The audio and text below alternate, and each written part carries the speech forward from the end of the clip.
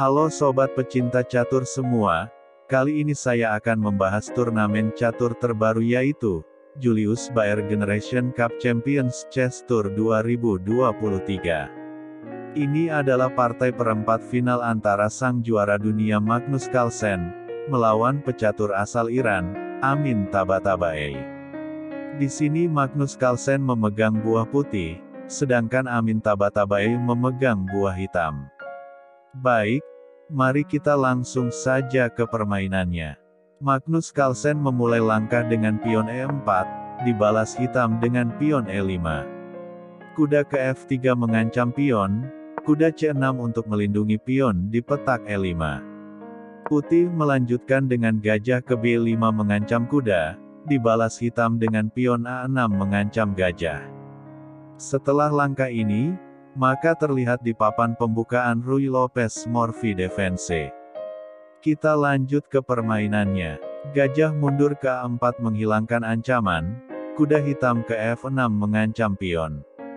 Pion D3 melindungi pion E4, hitam melanjutkan dengan gajah C5 untuk mengaktifkan perwiranya.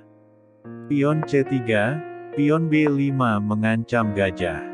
Gajah mundur ke petak B3, pion D6, hitam bersiap untuk mengaktifkan perwira gajahnya.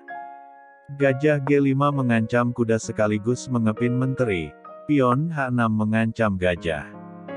Gajah mundur ke H4, gajah hitam mundur ke B6. Kuda D2, pion G5 mengancam gajah. Gajah mundur ke petak G3, menteri E7. Pion A4 menawarkan pertukaran, hitam tidak menerima melainkan dengan menggeser bentengnya ke petak B8. Pion makan pion, pion makan pion. Kuda F1, gajah E6 menawarkan pertukaran. Ditolak putih dengan kuda ke E3, gajah makan kuda, pion makan gajah, dan hitam melanjutkan dengan rokade pendek, begitupun juga putih melanjutkan dengan rokade pendek. Benteng A8 menawarkan pertukaran, diterima putih dengan benteng makan benteng, benteng hitam makan benteng putih. Putih melanjutkan langkah dengan kuda H4. Dan percaya atau tidak, komputer menunjukkan ini adalah langkah brilian. Karena apabila pion makan kuda, maka ada gajah makan pion mengancam kuda sekaligus mengepin menteri. Namun hitam tahu akan hal itu, dan tidak terpancing untuk memakan kuda, melainkan dengan menggerakkan gajahnya ke G4 untuk mengancam menteri. Menteri E1 menghindari ancaman, kuda A5 mengancam gajah, gajah mundur D1 menawarkan pertukaran. Gajah makan gajah, putih tidak langsung memakan gajah melainkan dengan kuda F5 terlebih dahulu untuk mengancam menteri sekaligus mengancam pion. Menteri E6 menghindari ancaman, menteri makan gajah, dan raja hitam ke petak H7 untuk melindungi pion. Pion H4, benteng G8. Pion makan pion, benteng makan pion. Gajah H4 mengancam benteng, benteng mundur ke G6. Pion B4 mengancam kuda, kuda C6 menghindari ancaman. Menteri putih F3, kuda G8. Pion D4, pion makan pion. Pion E makan pion D, menteri hitam ke C4. Kuda G3, bertujuan membuka akses menteri dan benteng putih untuk mengancam pion F7, pion maju ke petak F6 menghindari ancaman. Kuda H5 menambah tekanan terhadap pion F6, menteri F7. Pion E5, kuda E7. Pion E6, dan ini adalah trik yang dilakukan Magnus Carlsen, kita akan lihat hasilnya nanti. Di sini hitam melanjutkan dengan menteri makan pion, dan inilah yang diinginkan Magnus Carlsen. Karena ada kuda F4 menggarpu menteri dan benteng, menteri F7 menghindari ancaman. Kuda makan benteng, raja makan kuda. Menteri putih D3 tempo skak sekaligus mengancam pion lemah B5, raja mundur ke G7. Menteri makan pion, kuda G6 mengancam gajah. Menteri H5 melindungi gajah, Menteri hitam C4 mengancam pion C3.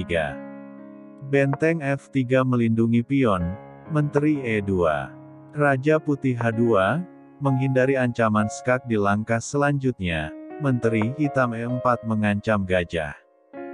Gajah F2 menghindari ancaman, kuda E7.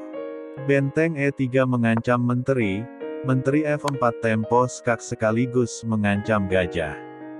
Raja G1, pion C6, pion C4, pion D5, pion C5. Mungkin ada yang bertanya, Bang, kenapa menteri tidak memukul pion di petak D4 Bang?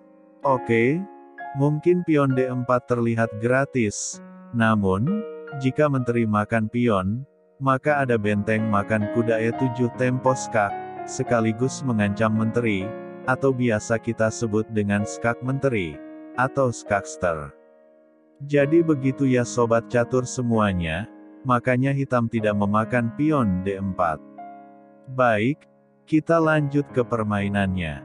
Di sini hitam melanjutkan langkah dengan kuda F5 mengancam benteng.